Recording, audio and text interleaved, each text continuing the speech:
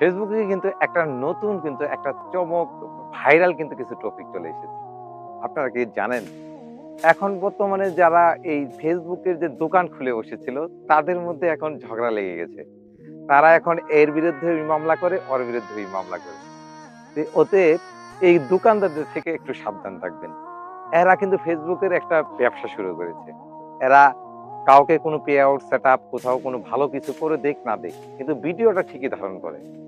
দিয়ে কিন্তু বলে যে আমার কাছে চলে এসেছিল। এই আপনি কত বড় দোকানদার হয়েছেন ফেসবুকের, যে আপনি এই ধরনের ভিডিও তৈরি করে মানুষকে প্রতারিত করেন। আপনার কাছে কি ১,০০০ লোক গেলে কি ১,০০০ যে ভিডিও আপনি আপলোড করেন, এ সবাইকে আপনার কি সেবাটা ঠিকমতো পায়? পায় না। এই জন্যই কিন্তু একজনের থেকে আরেকজনের কাছে যখন চলে যায়, সেক্ষেত্রে কিন্তু এই বিষয়টা জানতে পারে যে তার কাছে গিয়েছিলাম, সে ঠিক করে দিতে পারে নাই।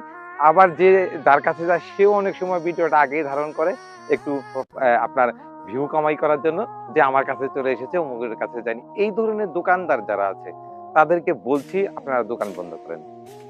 যদি কাউকে হেল্প করার দরকার থাকে কোনো ভিডিও ধারণ করে হেল্প করবেন না। আপনারা তাদেরকে সহযোগিতা করেন, না পারলে চুপচাপে চলে যাবে তারা। তাহলে ভিডিও ধারণ করবেন না, এত কথাও থাকবে না। অতএব ফেসবুকের দোকান বন্ধ করেন।